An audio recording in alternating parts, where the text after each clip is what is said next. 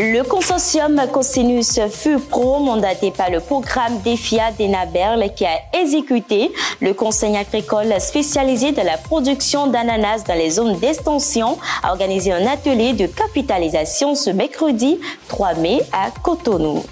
Suite à l'annonce du ministre de l'Agriculture, de l'Élevage et de la Pêche de l'interdiction de l'importation des poulets congelés dès le 31 décembre 2023, nous avons recueilli pour vous les avis de quelques citoyens béninois.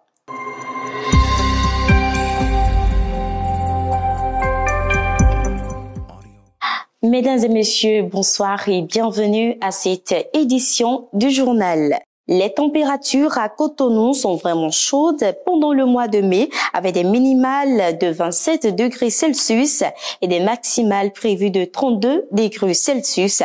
Assurez-vous de bien vous hydrater et de rester au frais dans les endroits ombragés. C'est certainement une bonne idée de mettre la climatisation en route. L'Organisation pour l'alimentation et l'agriculture FAO a procédé à la remise de 8605 tonnes d'engrais à plus d'une trentaine de coopératives de 18 villages de l'Alo. Cette remise s'inscrit dans le cadre du projet d'appui à la diversification agricole et à la lutte contre la malnutrition de la commune. Présidée par le représentant FAO au Bénin, la cérémonie de remise s'est déroulée ce mercredi 3 mai 2023 en présence du maire de la ville de Lalo et de la représentante du ministre de l'Agriculture, de l'Élevage et de la Pêche. Après 30 mois d'exécution du conseil agricole spécialisé dans la production d'ananas dans les zones d'extension de cette culture, le consortium Cosinus FUPRO a réuni les acteurs de mise en œuvre de ce mandat à un atelier de capitalisation tenu mercredi dernier à Cotonou. Retour sur la cérémonie d'ouverture avec Cédric Bagbe. Le consortium Cosinus FUPRO, mandaté par ENABERL à travers le programme DEFIA, avait pour mission d'exécuter le conseil agricole spécialisé dans la production d'ananas dans les zones d'extension. À cet atelier, ils font la capitalisation des résultats obtenus. On a vu combien de fois vous avez été, disons, très remarqué au niveau donc de cette intervention.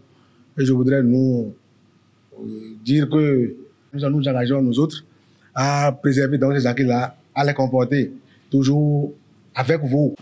Je voudrais qu'on puisse échanger sans langue de bois et que les résultats qui seront issus de ces réflexions, bien cette séance de capitalisation, puissent permettre à la suite d'être meilleure.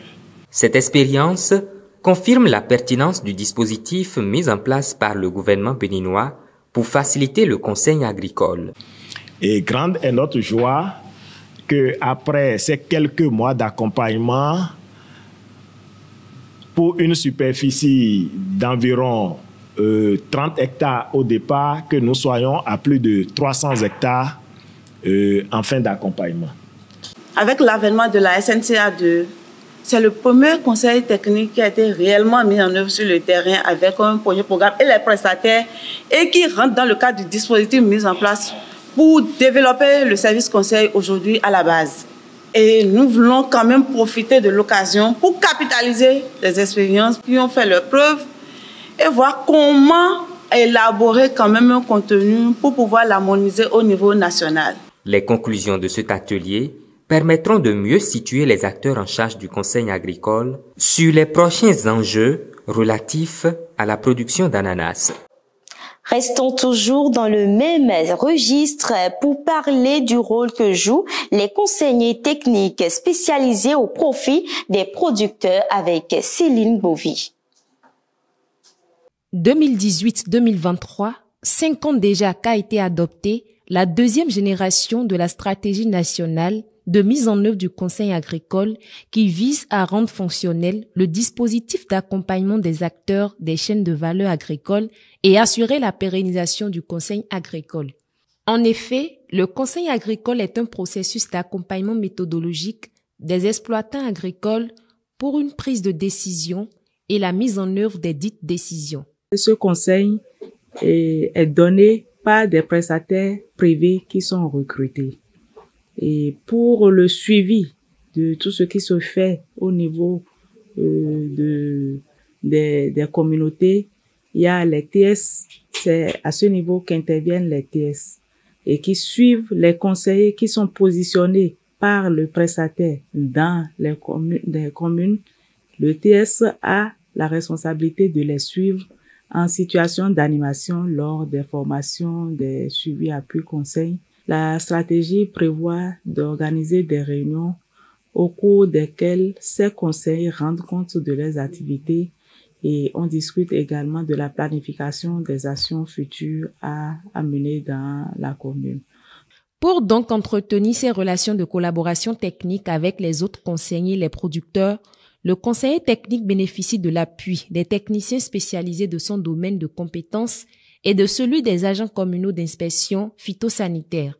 Ces derniers sont chargés de l'appuyer en l'aidant à trouver des solutions techniques aux producteurs. À son arrivée, il nous a montré comment il faut faire le labour, comment il faut aller au planting. D'abord, il faut faire le calibrage et le tri. Tout ça, là, il nous a montré ça. Et en dehors de ça, il y a les itinéraires techniques, à savoir les saclages, les épandages, ainsi que l'hormonage. Donc, c'est la phase d'hormonage que nous sommes et que vous voyez. Donc, elle nous a beaucoup entretenu, à savoir ces itinéraires techniques dont nous avons utilisé et que vous voyez que le champ est propre. Ces dispositifs nous a permis d'avoir des notions théoriques à travers nos formations, notions de formation, et de pratiquer en même temps les informations théoriques que nous avons reçues, ce qui nous permet d'avoir la main. La mise en œuvre du conseil agricole sera donc très bénéfique et très appropriée aux producteurs en leur permettant de découvrir le cheminement le mieux indiqué pour l'amélioration et la sécurisation de leurs revenus.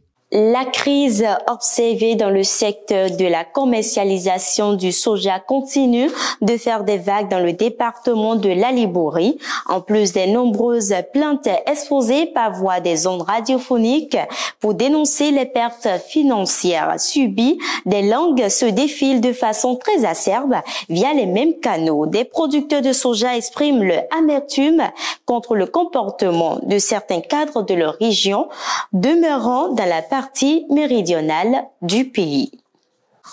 On entend de plus en plus parler des entreprises sociales et solidaires. Que peut-on comprendre par ce concept et quels en sont les avantages? Éléments de réponse dans cet extrait.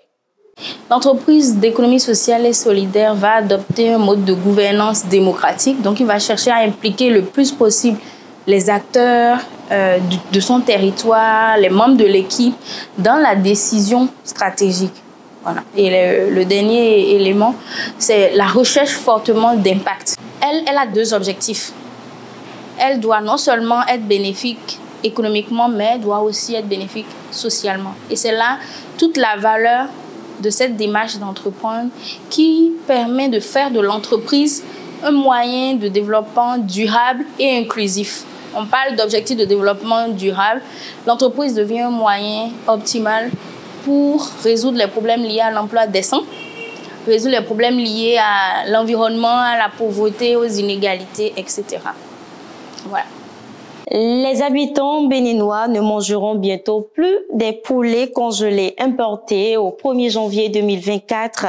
Plus aucune de ces viandes n'entrera sur le territoire béninois. C'est ce qu'a annoncé le ministre de l'Agriculture, de l'Élevage et de la Pêche, Gaston Kossi-Dossoui, suivant la réaction de certains citoyens béninois au micro de Oyeyemi Agani. Oui, l'interdiction des produits congelés, moi, je vois que c'est une bonne idée, à mon avis, d'une part. Parce que ces produits que nous consommons nous nuisent la santé, ce que beaucoup ne savent pas. J'étais d'accord du fait qu'ils interdisent l'importation des produits congelés parce que ces produits-là, on n'a aucune idée de leur état initial, en fait. Peut-être ces poulets, en fait, ils ont eu des pandémies, ils sont décédés, des semaines après. On les ramène ici de façon congelée. Nous, innocents, nous sommes, nous les jetons dessus. On commence à manger. Ça nous rend malade, en fait. Vous voyez. Donc, sur ce point, moi, je suis d'accord du fait qu'ils interdisent les produits congelés importés. nous consommons ces choses au bénéfice parce qu'on n'a pas des ressources halieutiques comme les poissons. On n'a pas ça. On n'a pas beaucoup d'éleveurs qui produisent des poulets là. Et même si on a des éleveurs, ceux qui vendent plus cher. Par exemple, ils peuvent vendre un poulet à 3 000 francs, 2 500 francs. Alors que dans ce qu'on importe, parfois c'est 1 000 francs, 1 300. Et nous, Béninois, on aime ce qui est moins cher. Pour l'importation des produits congelés, je pense que l'État devrait mener certaines actions afin de nous montrer l'importance et c'est-à-dire les bienfaits et les méfaits de l'importation de ces produits congelés. Si l'État veut interdire qu'on ne va plus importer les produits locaux, il n'a qu'à prendre des dispositions pour former beaucoup des éleveurs et aussi développer nos rivières, nos cours d'eau pour qu'ils puissent produire beaucoup de poissons. Mais si on ne fait pas ça et on interdit à un coût qu'on ne va pas importer des produits locaux, on aura des infractions parce qu'on aura peu de personnes qui vendront les choses. Là, si peu de personnes vendent les choses, ils vont donner des prix élevés et même les consommateurs ne seront pas capables de payer. Hors de nos frontières, l'Agence régionale pour l'agriculture et l'alimentation de la CEDEAO organise au Togo, en collaboration avec l'Alliance Biodiversity Internationale, une série de 4 ateliers thématiques sur l'AIC pour le renforcement de capacité des acteurs du projet régional de promotion de l'AIC en Afrique de l'Ouest. L'objectif de ces ateliers est d'améliorer les connaissances et renforcer les capacités techniques des acteurs nationaux et de terrain du projet AIC en Afrique de l'Ouest pour la formulation, la mise en œuvre du projet climato-intelligent et les approches intégrées et participatives. Elle a démarré depuis hier jeudi 4 mai et va s'achever ce jeudi 11 mai prochain.